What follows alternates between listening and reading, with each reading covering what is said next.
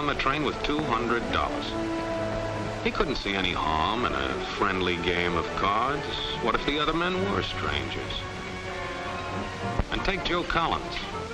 He's got a nice wife at home. But he met this girl at the bar, and she looked after the first couple of drinks.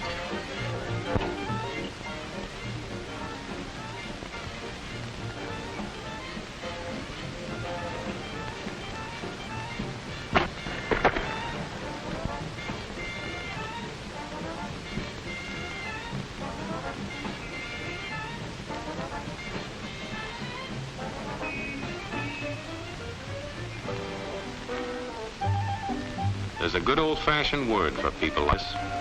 We call them suckers. And there are other people. People who stay up nights figuring out how to take away what they've got. There are all kinds of games. Mike here, for instance. He's got everything in me. He's young, he's healthy, got a job. And he's got plenty of food. Big factories to make things a man can use. Big cities to do the business of a big company. And people. Lots of people. Enough to work the farm and build the factories, dig the mines, and run the business. All kinds of people. People from different countries with different religions, different colored skins. Free people. They can live together and work together and build America together because they're free. Free to vote, to say what they please, go to their own churches, to pick their own jobs. Yeah, Mike's got something, all right. He's got America. But there are guys who stay up nights figuring out how to take that away from him. I happen to know the facts. Now, friends, I'm just an average American. But I'm an American. And some of the things I see in this country of ours make my blood boil. I see people with foreign money. I see Negroes holding jobs that belong to me and you. Now, I ask you, if we allow this thing to go on, what's going to become of us real Americans? I've heard this kind of talk before, but I never expected to hear it in America. This fellow seems to know what he's talking about. What are we real Americans going to do about it? You'll find it right here in this little pamphlet. The truth about Negroes and foreigners.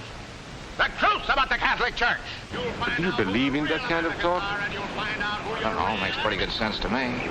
And I tell you, friends, we'll never be able to call this country our own until it's a country without. Without what? Yeah, without what? Without Negroes. Without alien foreigners. Without Catholics. Without Freemasons. You know these people. What's wrong with the Masons? I'm a Mason. Hey, that fellow's talking about me. And that makes a difference, doesn't it? These are your enemies. These are the people who are trying to take over our country. Now you know them. You know what they stand for. And it's up to you and me to fight them. Fight them and destroy them before they destroy us. Thank you.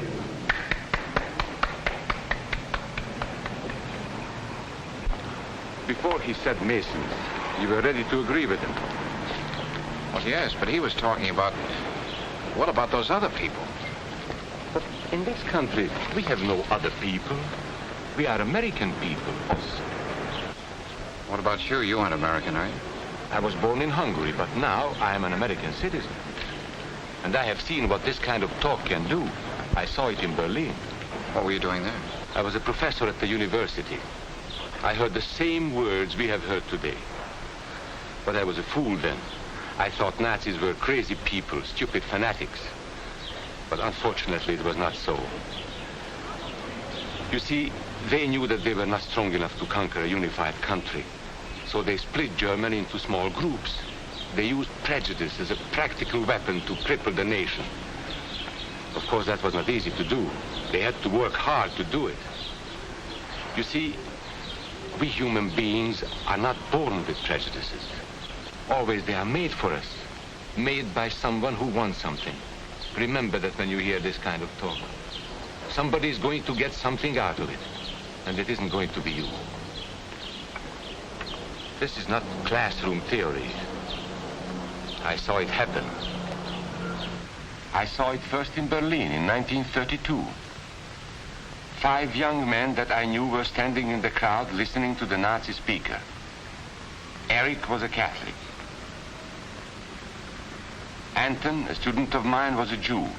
Heinrich owned a small hardware store. Karl was a farmer. And Hans was an unemployed metal worker. To all Bohemian Germans, I say it is time you inherited the nation which rightfully belongs to you. To you alone belongs the glorious destiny of the Greater Germany.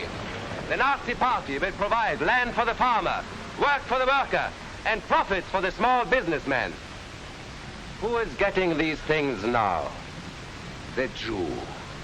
The Jew who has stolen our nation and our birthright. Who makes all the money and takes all our jobs? The Jew! He must be shunned. He must be ostracized. He must be eliminated. And the Catholics.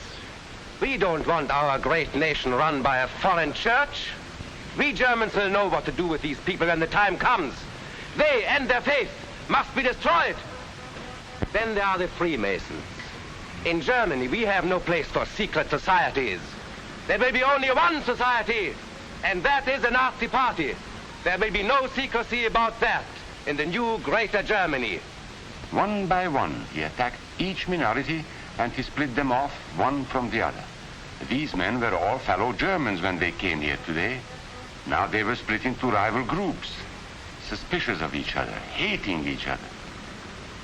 They were being swindled, all of them. But the man who was really being fooled was Hans. He was pure German, according to Nazi standards. To him they promised everything, and he fell for it. That's how Hans became a Superman. They gave him a uniform and they pumped up his ego. He wasn't just a little fellow out of work anymore. He was a member of the master race. Hans and thousands of others like him, all playing a sucker's game. They gambled with other people's liberty, and of course they lost their own. A nation of suckers. Hitler needed these people. There was lots of work to be done. There were trade unions to be smashed, because unions were organized and might offer resistance. There were many political parties in Germany. These the Nazis destroyed. They were determined to smash every organization where people might band together and resist them. There were Jews to be beaten and killed. The Jews were not powerful, but they were a convenient excuse for all the nation's ills. And besides, a Nazi party member could not take over this man's store. Hundreds of Catholics were put in jail because the Catholic Church had strength and could resist the Nazi drive for power. They had split the nation into 100 pieces, and then one by one, they had destroyed the pieces. Over these broken pieces, the Nazis rode into power. One party, one nation, one religion. These men had won their struggle for power. They now ruled all of Germany. But still they had trouble with their oldest and most persistent enemy, the truth. They found that truth does not die easily, and so they decided to abolish truth. One great source of truth is literature, so they burned books, 20 million of them. Many great men in Germany who were spokesmen for truth were jailed or driven from their country. Teachers, writers, scientists. Education was discouraged. In 5 years, college attendance dropped 53%. It was forbidden to listen to a British radio program or read an American newspaper. In Nazi Germany, you had to get your information from Dr. Goebbels. He knew what was best for you. The church was one force in Germany still strong enough to proclaim the truth in public. This Catholic priest was arrested the following day on charges of immorality. The Protestant church also continued to try and fight for truth. The Nazis put this man in a concentration camp. There were others who spoke for truth, and I am proud to say that educators were among them. And what, may I ask, is an Aryan? I don't know myself. But let us see what our present so-called authorities have to say about it. They say he is tall,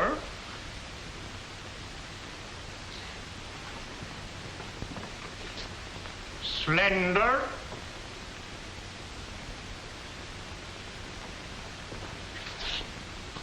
blue-eyed, and blonde. There is no Aryan race.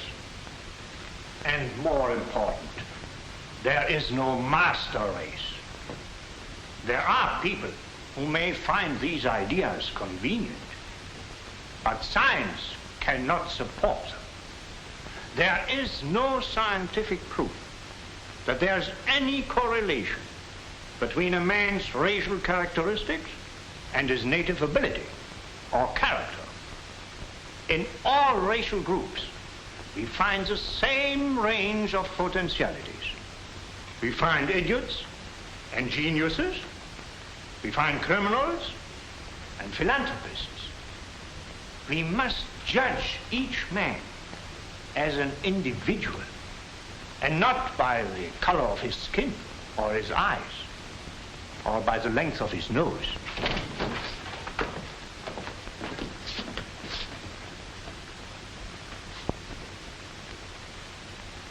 Come in, gentlemen. It's comfortable.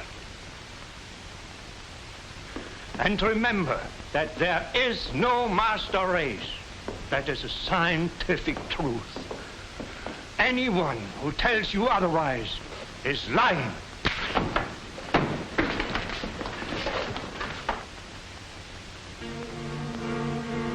And so for all practical purposes, truth had been abolished in Germany. A lot of my German friends wondered what had hit them. How did it happen? Where did it start? It started right here. And this was where it could have been stopped. If those people had stood together, if they had protected each other, they could have resisted the Nazi threat. Together they would have been strong. But once they allowed themselves to be split apart, they were helpless. When that first minority lost out, everybody lost out. They made the mistake of gambling with other people's freedom. Now let's see how those bets paid off. Karl the farmer was gambling on a better life for himself. What he got was extra hours of back-breaking work, as much as 100 hours a week. He was forced to stay on his land and produce what he was told to produce, because now Hitler was preparing for war. For Heinrich, who owned a hardware store, the bet didn't pay off either. 104,000 small businesses were closed in 2 years. And for Hans, conditions hadn't improved any. He had a job now in a munitions factory, but he worked long hours for little pay. The working conditions grew increasingly bad. And even though he didn't like the job, he wasn't permitted to leave it. And when Hitler decided the time was right, Germany went to war. Not by declaring war, but by a carefully prepared sneak attack. Once again, Hitler needed Hans to do his dirty work. Hans was an expert at brutality this time, and Hitler had decided to use Hans and his brutality against other peoples, the Czechs, the Poles, the French, the Russians.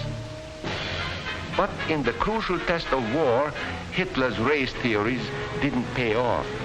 His pure-blooded supermen were defeated by the mongrel armies he despised. By the British of El Alamein.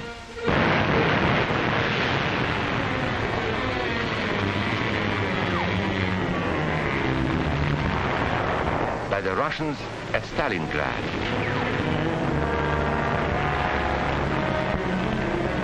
Then on D-Day by American soldiers of every color and religion, who smashed across the Normandy beaches and drove on through to the heart of Germany.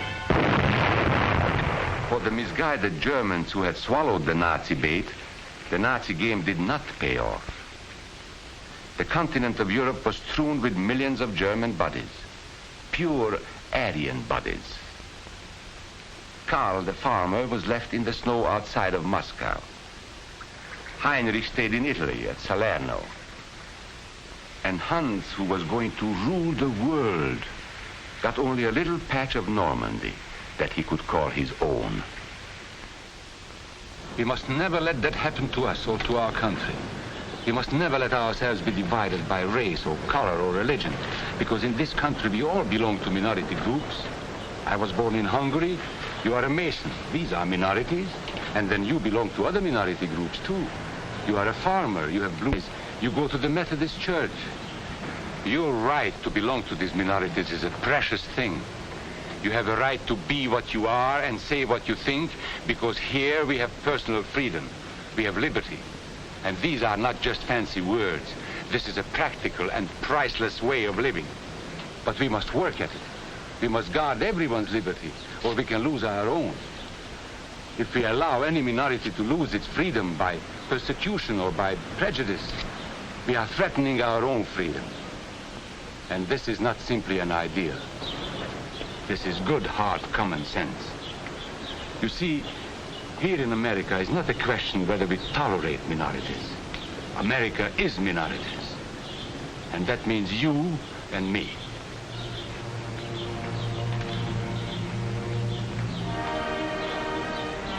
So let's not be suckers. We must not allow the freedom or dignity of any man to be threatened by any act or word. Let's be selfish about it. Let's forget about we and they. Let's think about us.